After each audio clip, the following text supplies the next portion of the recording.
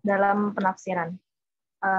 Kelompok kami terdiri dari saya pribadi, Nesti Nasrul, Kamila, dan Minhatul Maula. Yang pertama akan dibahas oleh saya sendiri mengenai qawaid lughawiyah, kaidah kebahasaan yang dipergunakan dalam ilmu tafsir. Kata kaidah berarti perumusan dari asas-asas yang menjadi hukum dalam bahasa Arab. Kaidah disebut qawaid. Bentuk jamak sari kaidah yang berarti undang-undang dan aturan asas. Adapun pengertian kaidah menurut istilah yaitu aturan umum yang memperkenalkan serta membahas aturan-aturan pada bagian-bagiannya.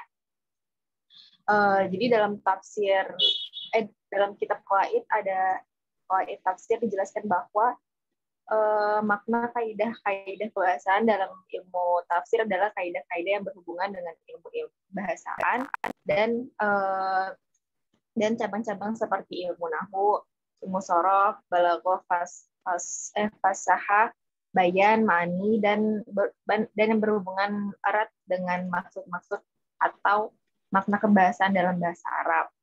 Kemudian tujuan dan hikmah mengetahui kaidah-kaidah kebahasaan dalam menafsirkan Al-Quran. Yang pertama, tujuan atau fungsi usul tafsir dalam kitab usul tafsir wa manahijuhu dijelaskan bahwa tujuan dan fungsi-fungsi kaidah penafsiran adalah untuk meletakkan kaidah-kaidah dan metode yang benar dan memahami ilmu tafsir. Begitupun syarat-syarat yang telah ditentukan oleh mustafsir serta adab-adab yang wajib dimiliki oleh setiap tafsir. Yang kedua, hikmah mengetahui usul tafsir diantaranya sebagai berikut. Yang pertama ada menambah dan memperluas saqafah yang tinggi dan nilai-nilai pengetahuan, mengetahui jalan-jalan yang benar yang harus ditempuh dalam menafsirkan Al-Quran, mengetahui kaidah-kaidah yang telah ditentukan dalam memahami makna Al-Quran. Dan yang ketiga, ada tujuan dan hikmah mengetahui kaidah-kaidah kebahasaan dalam ilmu tafsir. Tujuannya untuk mengetahui kaidah-kaidah kebahasaan dalam ilmu tafsir adalah salah satu jalan agar kita terhindar dari pemahaman yang batil dan jauh melenceng dari konteks Al-Quran. Sebab memahami makna yang dikandung oleh Al-Quran, kita harus mengetahui lafal asli dari teks Al-Quran sendiri, sehingga kita dapat mengkolaborasi antara makna bahasanya yang asli dengan makna syara yang dibutuhkan. Dan hikmahnya untuk mengetahui kaidah-kaidah kebahasaan dalam ilmu tafsir dapat memberikan kepada kita pemahaman untuk memahami dengan benar makna yang terkandung dalam Al-Quran. Dan dengan menguasai kaidah-kaidah tersebut akan dapat memberikan kita kemampuan untuk menggunakan nas Al-Quran sebagai istinbat hukum yang benar. Jadi dapat. Kemudian ada dampak negatif dari menafsirkan Al-Quran tanpa menguasai kaidah-kaidah bahasaan. Di antara dampak negatif dalam memahami makna Al-Quran nggak bisa. Tanpa mengetahui, memahami dan menguasai terlebih dahulu kaidah-kaidah kebahasaan dalam ilmu tafsir adalah sebagai berikut, yaitu sebab utama melenceng terhadap makna Al-Quran, pemahaman yang batil, kemudian kesalahan dan mempergunakan nas Al-Quran sebagai dalil istinbat hukum disebabkan ketidakpahaman mereka tentang makna sahih yang dimaksud oleh nas Al-Quran tersebut. Kemudian memudahkan musuh-musuh Islam memasukkan makna-makna batil ke dalam penafsiran Al-Quran. Seperti halnya kisah-kisah Israiliyat dan Maudu'at. Lalu karena ketidaktahuan terhadap kaidah-kaidah hukum syar'i, sehingga penyalahgunaan hukum syar'i yang tidak sesuai dengan Al-Quran dan As-Sunnah. Masih banyak lagi dampak-dampak negatif yang lain. yang dapat ditimbulkan karena ketidaktahuan seseorang tentang Usia TK. kaidah-kaidah bahasa Arab, sehingga ketika Ya, menafsirkan Al-Quran, maka penafsiran mereka akan ya. melenceng dari makna yang sahih menuju makna yang batil. Belum. Mm-mm.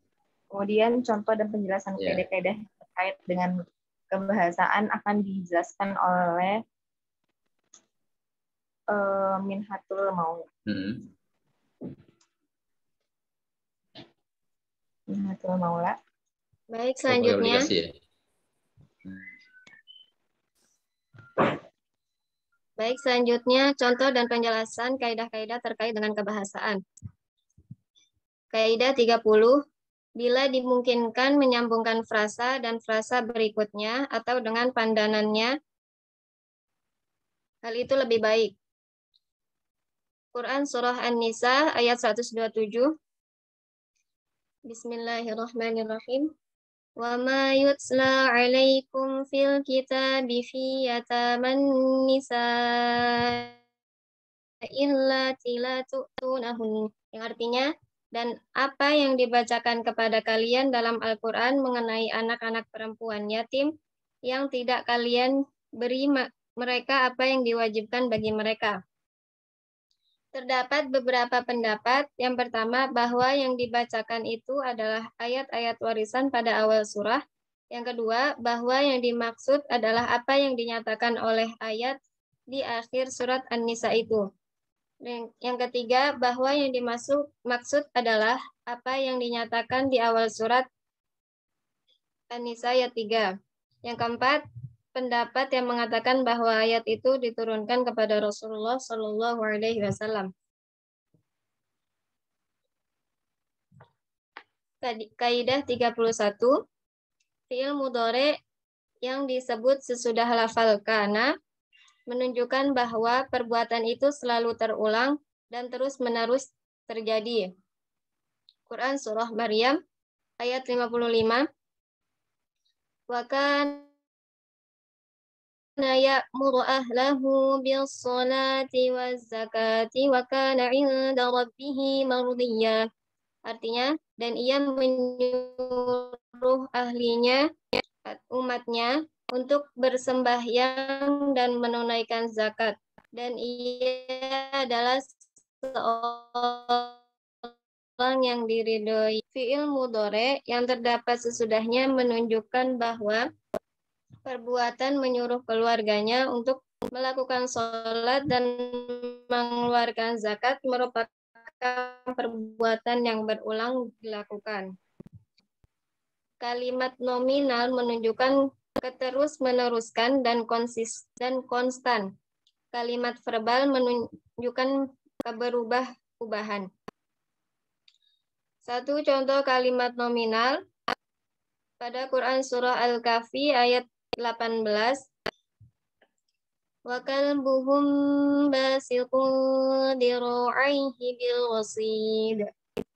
Kata basitun adalah isim fa'il atau kata benda. Ayat itu mengandung makna bahwa anjing para pemuda Ashabul Kahfi itu selalu menjulurkan kakinya atau tidur di pintu gua. Yang kedua, contoh kalimat verbal pada Quran Surah Al-Anfal ayat 3.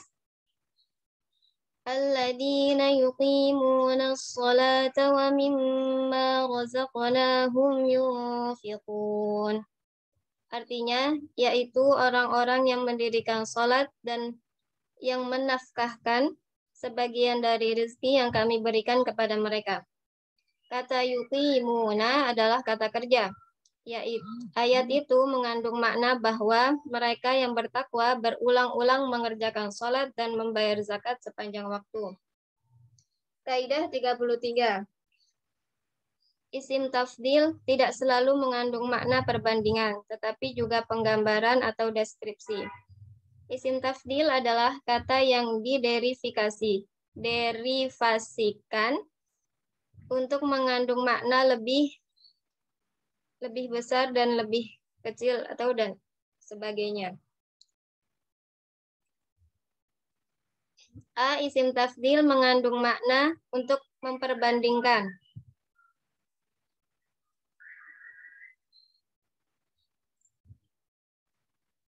Satu, dari kata sifat 3 huruf isim tafdil yang dapat dibuat ta'ajubnya diantaranya dari kata sifat yang berasal dari 3 huruf seperti akbaru, asgharu, aqwa, ad'afu, dari yang berasal dari kata kerja 3 huruf yakni kabira, saghira, qawiyya, dan dha'ifa. Wazan isim tafdil itu adalah dua dari bukan kata sifat atau bukan 3 huruf. Kemudian yang B, isim tafdil bukan untuk memperbandingkan tetapi pemaparan. Contoh dalam Al-Qur'annya. 1 Quran surah Ad-Dukhan ayat 37.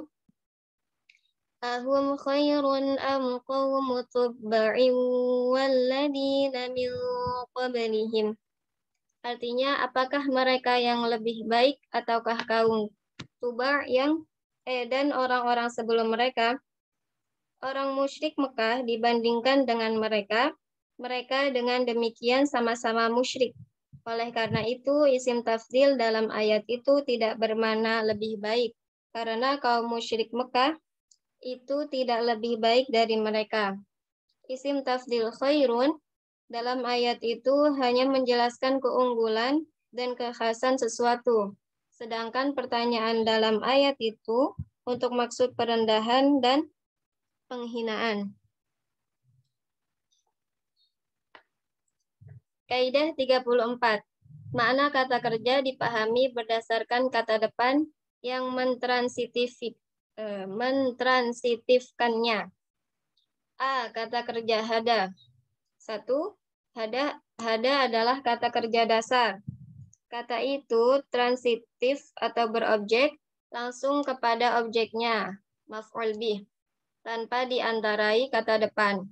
Dalam bahasa Arab, kata yang transitif langsung kepada objeknya itu disebut muta'addin binafsihi atau transitif dengan dirinya sendiri. Dan objek itu dua sekaligus. Contoh kata dengan kedua objeknya langsung itu misalnya Quran surah Al-Fatihah ayat 6. Ihdinas siratal mustaqim. Artinya, hidayahilah kami jalan yang lurus. Kata kerja dasar hada itu memiliki arti dasar pula, yaitu menghidayahi atau menunjuki. Ihdi adalah bentuk amar atau kata kerja perintah dari hada. Terjemahannya adalah hidayahilah atau tunjukilah. Objeknya langsung tanpa diantarai kata depan dan dua sekaligus, yaitu pertama kami dan kedua jalan yang lurus. Dengan adanya dua objek langsung sekaligus itu dipahami bahwa jalan yang lurus itu dimohonkan dapat diberikan oleh Allah secara langsung kepada kami.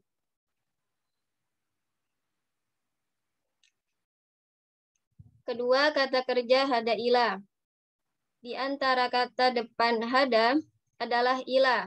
Dengan demikian, kata depan hada ila tidak transitif langsung kepada objeknya, tetapi dilakukan melalui ila itu. Dalam bahasa Arab, kasus seperti itu disebut muta'addin bi harfi jar atau transitif dengan huruf jar. Contoh penggunaan kata ini dalam Al-Quran, wa innaka latahdi ila siratim mustaqim, yang artinya sesungguhnya engkau Muhammad sungguh mampu menunjuki ke jalan yang lurus. Quran surah Asy-Syura ayat 52. Dalam ayat ini objek kalimat juga ada dua. Objek pertama tersembunyi yaitu manusia dan objek kedua jalan yang lurus. Tetapi objek itu didahului oleh ila. Dengan demikian menunjuki ke dalam ayat ini maksudnya adalah membawa dan mengantarkan manusia yang didakwahi sehingga sampai ke jalan yang lurus dengan sebaik-baiknya. Bila manusia yang didakwahi ini tidak juga mau menerimanya, Itu karena masalah yang terdapat dalam diri manusia. Yang ketiga, kata kerja hadali. Tambahan kata depannya adalah li, artinya bagi, untuk. Hadali berarti menunjuki bagi atau untuk. Contoh penggunaan kata ini dalam Al-Quran. Inna hadal Qur'ana yahdi lillati hiya aqwam. Yang artinya, sungguh Al-Quran ini menunjuki untuk jalan yang sangat lurus. Quran Surah Al-Isra ayat 9. Objek kata kerja yahdi dalam ayat ini juga dua. Pertama tersembunyi yaitu manusia, dan kedua yaitu allati. Kata kerja hadali berarti ditransitifkan kepada objek keduanya dengan kata depan perantaranya li itu. Bagi sebagian ahli, makna kata depan li itu sama saja dengan ilah yang artinya ke. Tetapi bagi ahli bahasa, perbedaan kedua kata itu sangat jelas. Pengertian kata itu berbeda bila diungkapkan dengan hadali. Li artinya bagi, untuk. Dengan demikian, dalam kata li itu terkandung makna memiliki. Oleh karena itu, dalam hadali terkandung makna bahwa manusia ditunjuki dan dibawa ke jalan yang benar sampai manusia itu memiliki jalan benar tersebut.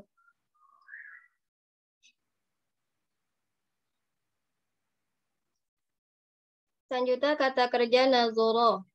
Satu, nazoro adalah kata kerja dasar tanpa dimasuki kata depan. Dengan demikian, kata kerja ini berobjek atau transitif langsung kepada objeknya. Makna dasar nazoro adalah tawakuf wa intidhar, berhenti dan menunggu. Contohnya Quran Surah Al-Hadid ayat 13. Unzuruna naqtabis min nurikum. Artinya, tunggulah kami supaya kami mengambil cahaya dari cahaya kalian. Objek dalam kata frasa unzur dalam ayat itu adalah na. Jelas terlihat bahwa kata kerja itu transitif langsung kepada objeknya. Ungkapan itu adalah ucapan kaum munafik, laki-laki atau perempuan di akhirat nanti.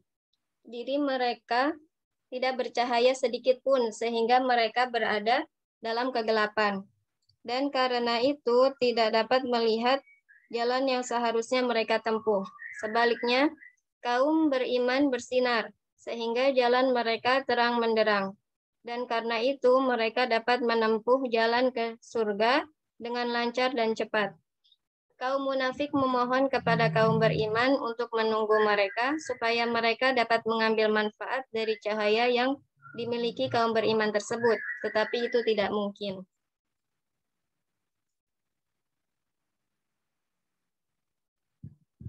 Yang kedua, kata kerja nazoro ila. Kata kerja nazoro ila karena dimasuki ila berarti tidak transitif langsung kepada objeknya, tetapi transitif dengan ila itu. Dalam bahasa Arab, kasus seperti itu disebut muta'addin biharfi jar atau transitif dengan huruf jar. Contoh penggunaan kata itu dalam Al-Quran, Quran Surah Al-Qiyamah ayat 22 sampai 23. Wujuhun yawma idzin nadhirah ila rabbiha nadhirah. Yang artinya wajah-wajah yang pada hari itu berseri-seri memperhatikan Tuhan mereka. Berdasarkan pengertian di atas bahwa nadhara ila mengandung arti memperhatikan dengan mata kepala. Berarti bahwa manusia dapat melihat Tuhan nanti di akhirat, yaitu di dalam surga. Dan itulah kebahagiaan yang tiada taranya sebagai perbuatan baik mereka di dunia. 3. Kata kerja nadhara fi artinya di dalam. Kata kerja nazoro yang berarti dasar berhenti dan menunggu itu, bila ditambah dengan fi di dalam Fi artinya di dalam, berarti terjemahnya berhenti dan menunggu di dalam. Maksudnya adalah berhenti dan menunggu di dalam pikiran. Dengan demikian, maka nadhara fi adalah memikirkan dan mengambil ikhtibar. Kita buat terjemahannya mengamati. Contoh penggunaan makna ini dalam Al-Quran adalah Quran Surah Al-A'raf ayat 185. Awalam yanzuru fi malakutis samawati wal ardi wa ma khalaqallahu min syai'. Dan apakah mereka tidak mengamati kerajaan langit dan bumi dan segala sesuatu yang diciptakan Allah? Selanjutnya akan dilanjutkan oleh Kamila. Selanjutnya, kaidah ke-35, mengiringi kalimat dengan masdar memaknakan pengagungan atau celaan. Pada bagian ini, pembahasan ditujukan untuk menjelaskan fungsi masdar yang disebut setelah bagian ayat yang mengungkapkan suatu masalah. Dalam Al-Quran, bentuk demikian berfungsi untuk menyatakan bahwa penyebutannya merupakan pengagungan terhadap informasi yang disebut dalam bagian ayat sebelumnya. Contoh ayat yang menunjukkan pada penggunaan diantaranya adalah Bismillahirrahmanirrahim. Wa yawma yunfakhu fis-suri fafazi'a man fis samawati wa man fil ardi illa ma syaa. Wa kullan atawhu dakhirin. Fatara al-jibala tahsabuha jamidatan wa hiya tamurru وترى الجبال تحسبها جامدة وهي تمر مر السحاب صنع الله الذي أتقن كل شيء إنه خبير بما تفعلون. Yang artinya, dan ingatlah pada hari sangkakala ditiup, maka terkejutlah apa yang ada di langit dan apa yang ada di bumi, kecuali siapa yang dikehendaki Allah, dan semua mereka datang menghadapnya dengan merendahkan diri. Dan engkau akan melihat gunung-gunung yang engkau kita tetap di tempatnya, padahal ia berjalan seperti awan berjalan. Itulah ciptaan Allah yang menciptakan dengan sempurna segala sesuatu. Sungguh dia maha teliti terhadap apa yang kamu kerjakan. Quran Surat An-Naml ayat 87 dan 88. Bentuk masdar pada contoh ini adalah kata sun, ciptaan, yang terdapat setelah uraian tentang satu peniupan sangkakala yang telah mengejutkan siapa saja yang mendengarkannya karena suaranya yang demikian hebat dan keras, sehingga mereka pun kemudian datang kepada Allah dengan merendahkan diri. Yang kedua, berjalannya gunung-gunung dianggap diam. Selanjutnya, kaidah yang ke-36, bagian tubuh yang tunggal manusia bila digabungkan sama dengannya boleh berlaku pada 3 bentuk, yaitu jamak, itulah yang banyak terpakai dan lebih baik, dual atau tunggal. Yang dimaksud dengan bagian-bagian yang tunggal dari tubuh manusia adalah kepala, hidung, perut, dan jantung.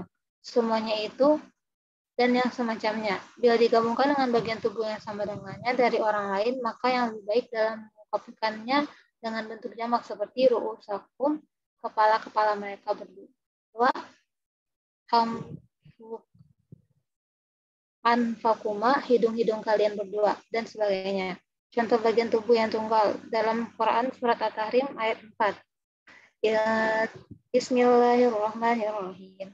Ya tatuba ilallahi faqad syafat qulubakuma.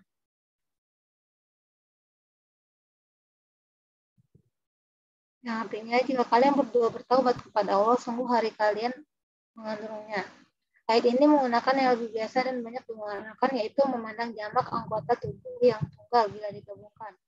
Selanjutnya ada contoh yang dimasukkan oleh sebagian ulama ke dalam kaidah tetapi tidak persisih sesuai dengannya. Fa'in kana lahu ikhwatan fali ummihi sudus, yang artinya jika mempunyai saudara-saudara maka ibunya mendapat 1/6. Sebagaimana diketahui bahwa saudara bila 2 orang atau lebih menjadikan perolehan ibu 1/6. Karena itu Apa maksud saudara dijamakan dalam ayat itu? Para ulama memberikan beberapa jawaban mengenai pertanyaan itu. Tetapi yang lebih menarik bagi kita adalah pertanyaan Ibnu Jarir. Jika seorang berkata, mengapa untuk dua saudara dinyatakan dengan jamak ikhwah, sedangkan diketahui bahwa ungkapan al-ikhwah ini dua saudara dalam bahasa Arab berbeda maksudnya dengan al-ikhwah, saudara-saudara. Ia menjawab, bila menyatakan setiap yang tunggal pada manusia, jika digabungkan dengan yang tunggal pula dari orang lain sehingga menjadi dua. Dengan kata jamak lebih biasa dan lebih banyak digunakan dalam ungkapan bahasa Arab. Di pihak lain, al-ikhwan adalah dua person yang berbeda yang berdiri sendiri. Maka makna keduanya mirip, makna anggota tunggal manusia yang tidak berpasangan. Oleh karena itu, dua saudara itu diperlakukan sama dengan dua anggota tubuh yang digabungkan. Selanjutnya saya kembalikan kepada moderator Nastia Fitri.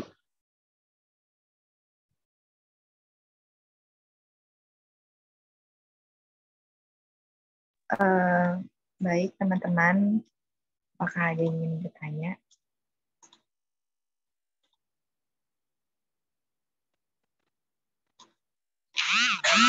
Dibuka sesi pertanyaan ya.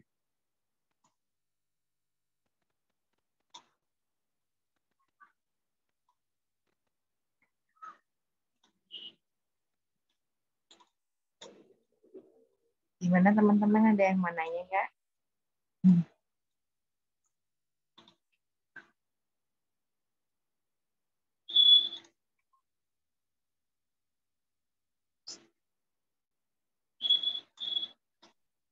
Makalah aku izin bertanya. Iya, boleh. Ya, bismillahirrahmanirrahim. Saya Gurita Hasyul Ayani ingin bertanya ini aja sih yang isim tafdil. Mengandung makna untuk memperbandingkan. Jadi isim tafdil itu isim apa ya? Tadi penjelasan itu aja sih, isim tafdilnya aja. Ada yang nanya lagi?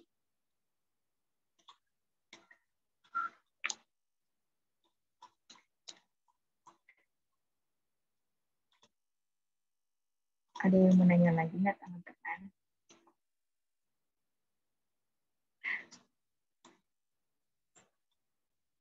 Mungkin dari teman-teman ada yang mau nambahin atau mau nanya, silakan.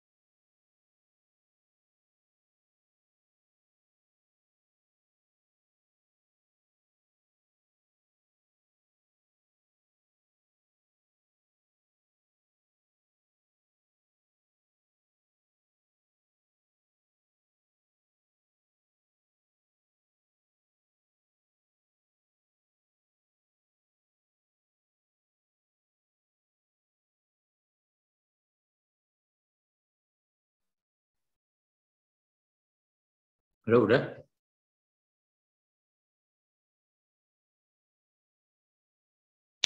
Gimana teman-teman, ada yang mau nanya lagi? Atau sudah pada paham? Mungkin ada yang mau nambahin lagi tentang Mungkin ada yang makalah. Cek 1, 2, 3. Sudah belum? Sudah Bapak. Sudah? Oke. Pertanyaan udah? Nggak ada pertanyaan? Ada Pak Ada dari Pak, sini. satu orang.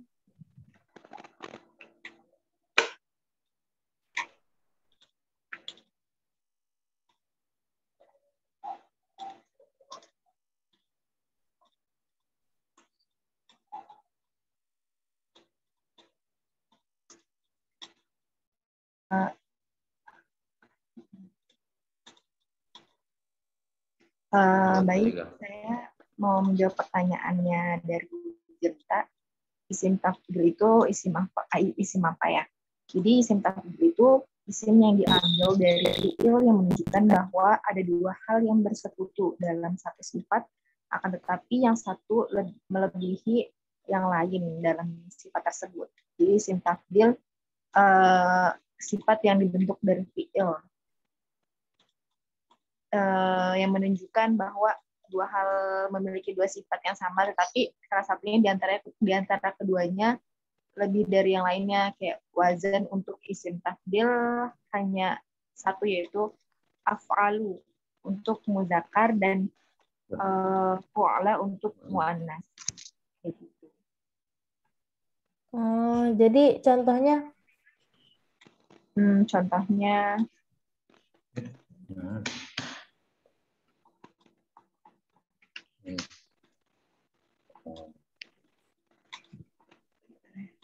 kalau di sini kan kayak ada kabiro jadi akbaro itu nggak sih? Jadi lebih besar gitu. Gitu nggak? Segera jadi asegoro gitu.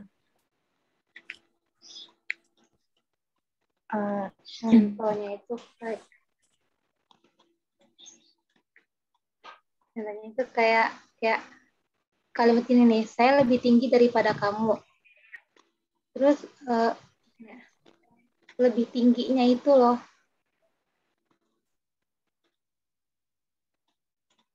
Ya. Jadi lebih isim tafdil itu lebih ya. Kata sifat yang lebih gitu.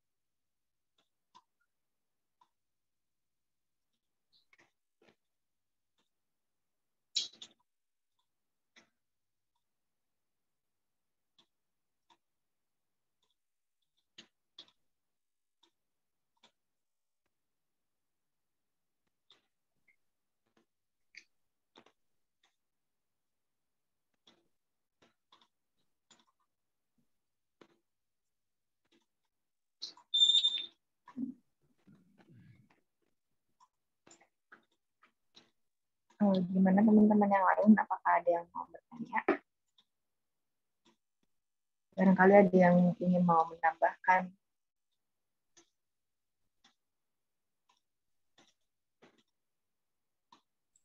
Aku izin bertanya, Nestia. Ya, siapa Gibah ya? Yang bagian E, yang contoh yang dimasukkan oleh sebagian ulama ke dalam kaidah, tetapi tidak persis sesuai dengannya. Sebenarnya agak kurang paham ya, ini penjelasannya seperti apa gitu. Boleh didefinisikan lagi nggak sih seperti apa gitu, bagian E itu? Jadi,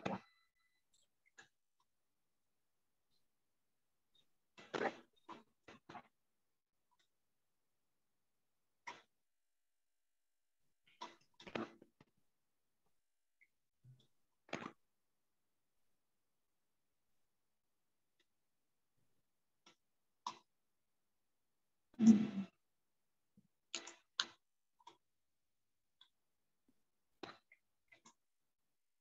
boleh.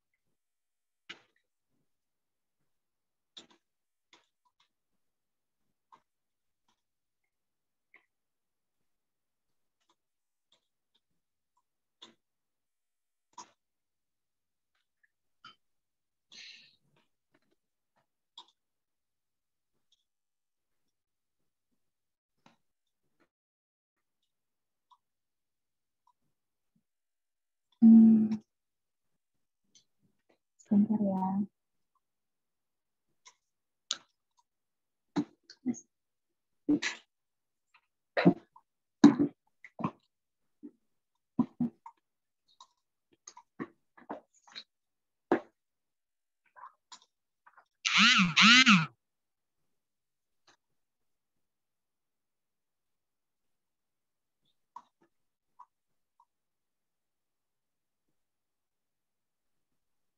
Ya, demikian. Itu bisa dengar? Kok bisa dengar tuh?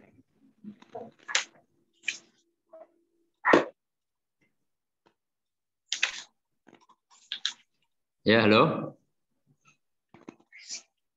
Sudah?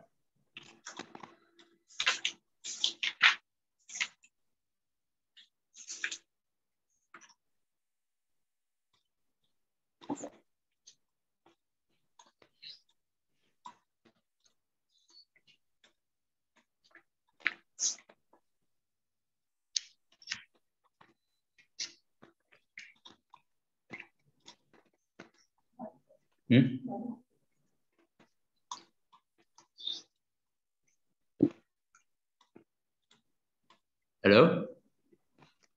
Iya, Iya, Bapak. Pak. Ada berapa pertanyaan? Ada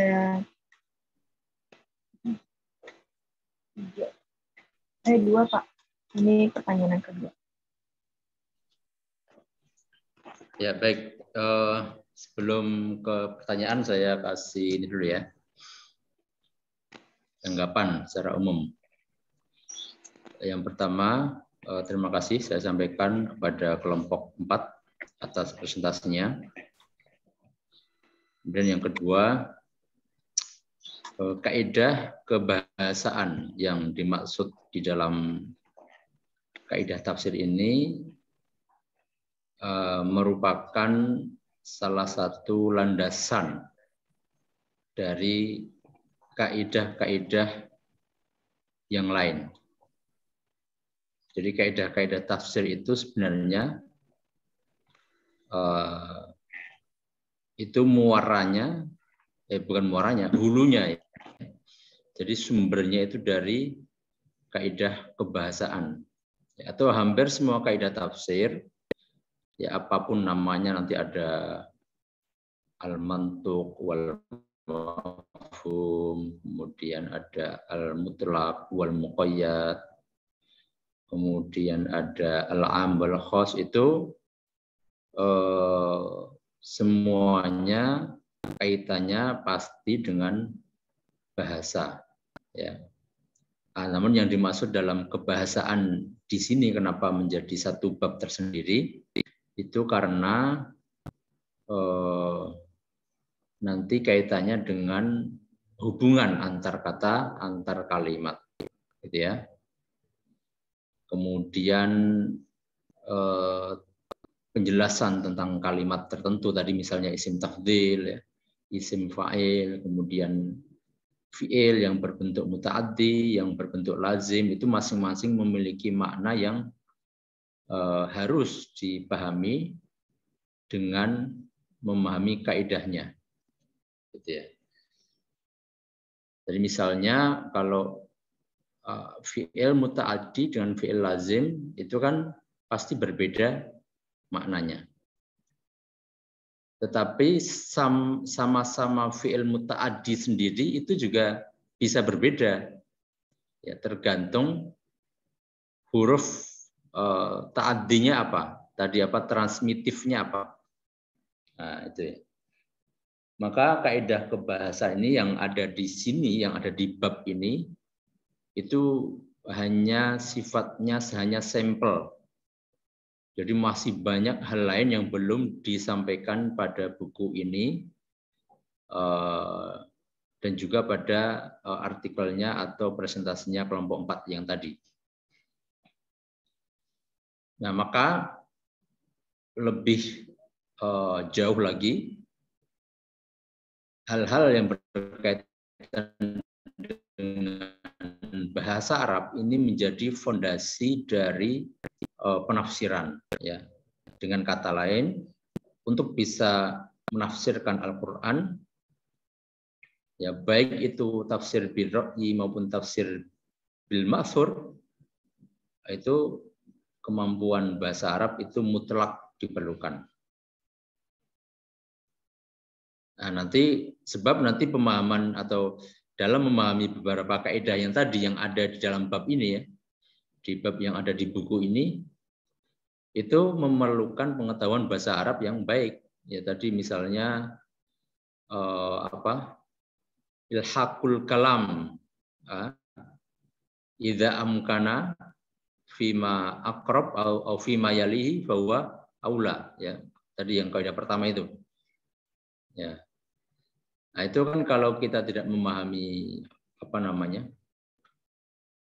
dasar-dasar bahasa Arabnya, itu juga akan sulit memahaminya. Ya, jadi memang perlu pemahaman dasar-dasar bahasa Arab yang baik. Nah, maka kalau untuk kalian ini saya sarankan bisa memahami atau bisa mempelajari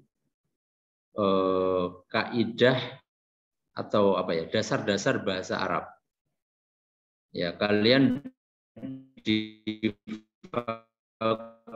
Usuluddin ada mata kuliah bahasa Arab enggak? Sempat ada Pak.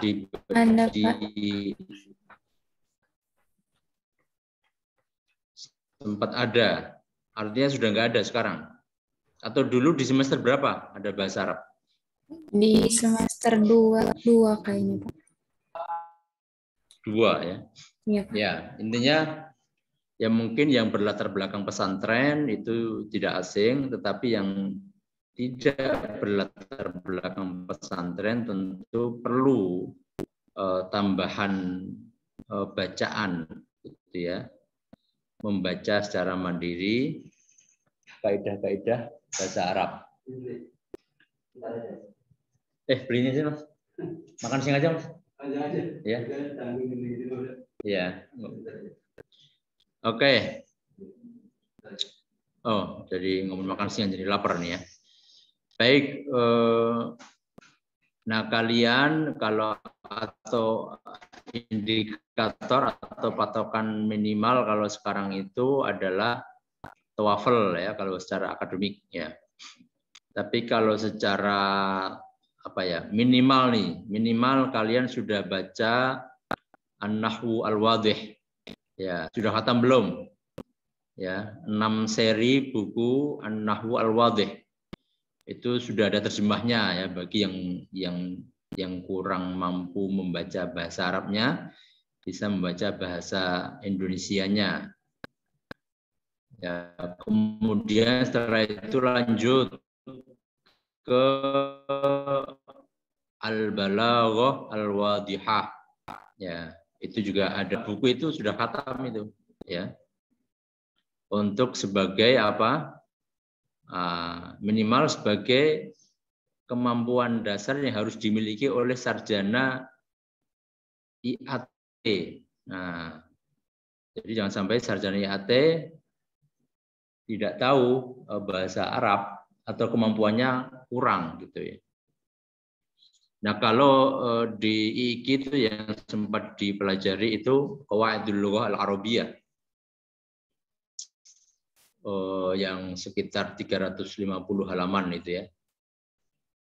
Itu lengkap, itu nahwu, shorof, balaghah, ada ya secara ringkas-ringkas saja. Nah, itu minimal harus sudah pernah mempelajari, sudah khatam lah ya. Nah, jadi yang kira-kira masih belum, coba dalam satu semester ini dikhatamkan ya, nahwu al-wadih, al-balaghah al-wadihah, atau qawaidul lughah al-arabiyah. Saya lupa itu apa namanya. Nama apa namanya? Yang qawaidul lughah itu. Nah, itu sebagai kemampuan dasar untuk bahasa Arab. Kalau di dalam tafsir nanti ada tafsir bil ma'thur, tafsir bil ra'yi, itu juga sebenarnya harus berangkat dari kemampuan bahasa Arab juga, gitu ya. Nah, kita pun kalau posisi kita sekarang ini sebenarnya secara apa? Hakikat ya, hakikatnya itu kita ini kalau sekarang semua tafsir itu bil ma'thur ya, dalam arti apa? Dalam arti kan kita belum bisa ya menafsirkan secara birro'i, artinya kita hanya membaca pendapat orang. Nah, itu kan ya sama saja dengan apa, birro'i, kita hanya menukil pendapat orang. Misalnya pendapatnya Al-Imam Ar-Razi dalam tafsir Mafatihul Ghaib. Nah, itu kan kita hanya menyampaikan pendapatnya, itu artinya sama aja seperti bil ma'thur. Kita hanya menyampaikan pendapatnya Prof. Quraish Shihab, Prof. Wahbah Zuhaili, siapa lagi. Nah, itu kan berarti kita hanya menukil. Nah, itu sama saja dengan tafsir. Nah, untuk menukil saja itu juga harus ada kemampuan bahasa Arabnya, gitu ya. Nah, maka kaidah kebahasaan mutlak harus dipahami dengan baik. Ya. Enggak usah jauh-jauh, ya. Jangankan bahasa Arab, kita mungkin membaca tafsir berbahasa Indonesia, itu ada yang nggak paham, ya nggak? Coba baca tafsir Al-Misbah itu. Ya pasti ada beberapa kalimat, paragraf yang kita nggak paham gitu. Nah, artinya kita juga harus belajar kaidah bahasa Indonesia. Nah, kita ini jangan-jangan lupa dengan kaidah bahasa Indonesia. Bisa jadi ya. Mungkin yang dulu ada pelajarannya waktu SMA, kan ada itu ya. Apa namanya? Saya lupa juga ini kan jadinya bahasa Indonesia. Nah, itu membaca Misbah itu juga masih kebingungan, apalagi yang bahasa Arab. Nah, gitu ya. Nah, maka sebenarnya kita sebagai apa ya, hanya pembaca dan penukil tafsir itu memerlukan kemampuan bahasa Arab. Apalagi kalau ingin memberikan ya pendapat kita terhadap tafsir beberapa ayat dalam Al-Quran. Nah, itu perlu dasarnya adalah bahasa Arab. Nanti ditambah dengan beberapa kemampuan atau apa namanya, kualifikasi dan kompetensi yang mendukung sesuai dengan kebutuhan kita, kebutuhan masyarakat kita terhadap tafsir ya. Misalnya begini, mungkin ada yang pernah menghadapi ya pertanyaan-pertanyaan yang cukup sering terjadi di masyarakat ya, seperti tentang ayat iddah ya. Walladzina yatawaffawna minkum. Apa itu? Ada yang hafal? Juz 2. Ayo, ada yang hafal nggak? Ini kan minimal 5 juz ya. Ini 5 juz di depan apa 5 juz di belakang nih? Atau 2 di depan, 2 di belakang? Depan, Pak. Ada yang bisa meneruskan ayatnya tadi? Walladzina yatawaffawna minkum.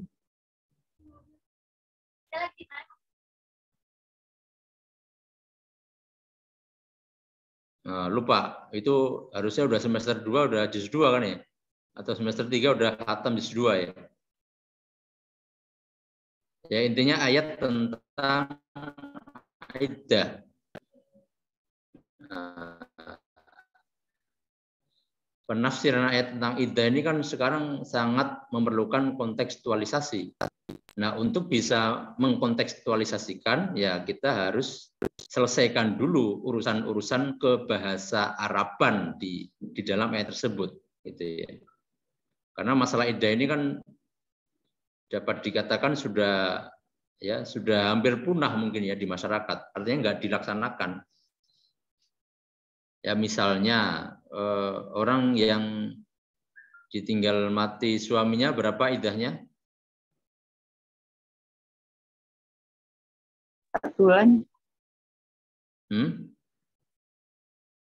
Berapa?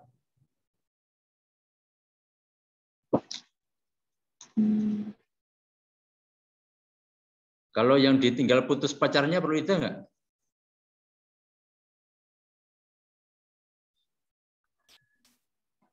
Enggak, Pak. Enggak. Benar.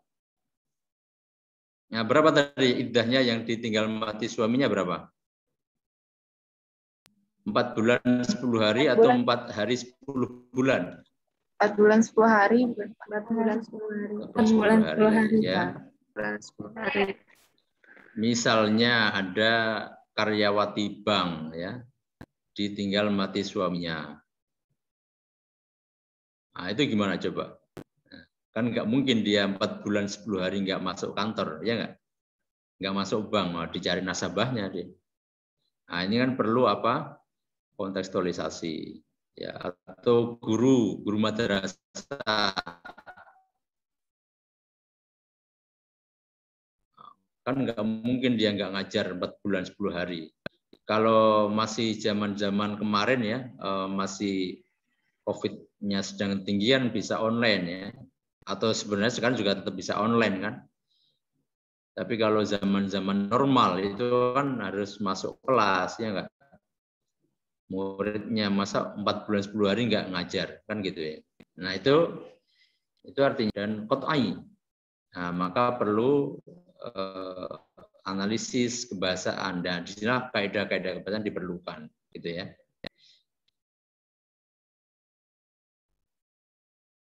Untuk memahami atau kalau kemudian ada pertanyaan bagaimana dengan corak fikih, corak falsafi, corak adabi istimai, ya, corak sufi, apakah tetap memerlukan kaidah bahasa? Ya tetap ya, itu sebagai kompetensi dasar, ya tuntutan dasar. Suara saya masih jelas nggak ini? Jelas, Pak. Ya. Tuntutan dasar yang harus dimiliki oleh siapapun yang saya menyebutnya yang menyampaikan tafsir ayat Al-Quran kepada masyarakat. Ya.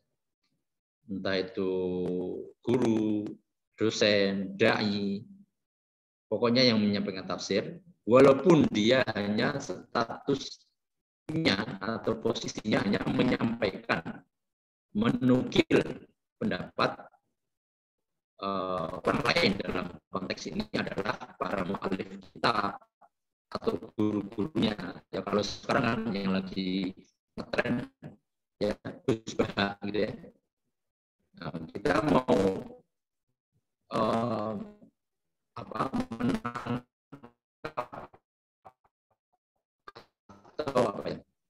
menyampaikan ulang apa yang disampaikan Gus-Bah itu juga tidak bisa begitu saja. Ya. Kita harus pahami dulu ayatnya, terus kaidah bahasanya, nahwu sorofnya di situ. Nah, jadi tidak bisa kemudian mentah-mentah menyampaikan apa yang kita dengar, apa yang kita baca, tanpa kita sendiri memiliki kemampuan minimal tadi. Ya. Kemampuan minimal tadi disebut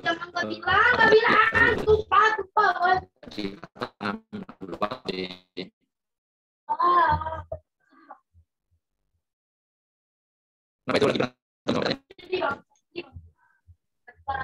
Ya. Oh iya. Bapak putus-putus, Pak.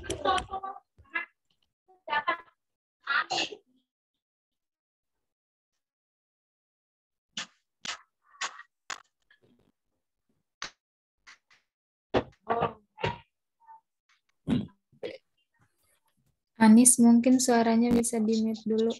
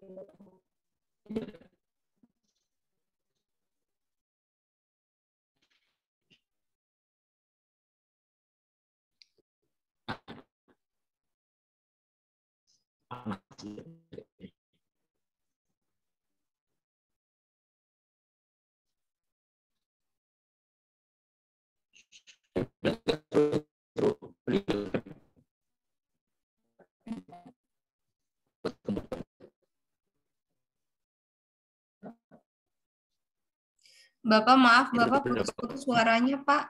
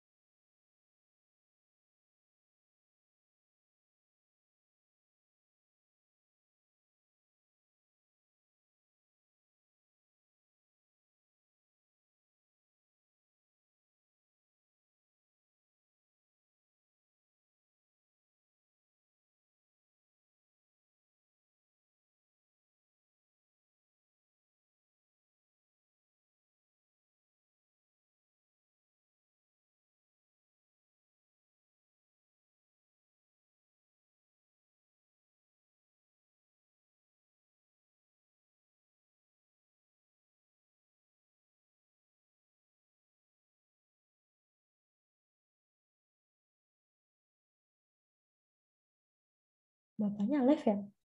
Baru sadar.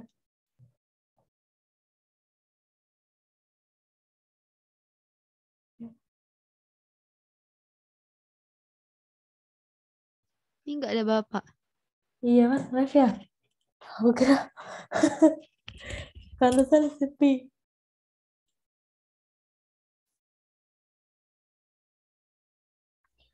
Nggak ada Bapak ya? Pause dulu deh.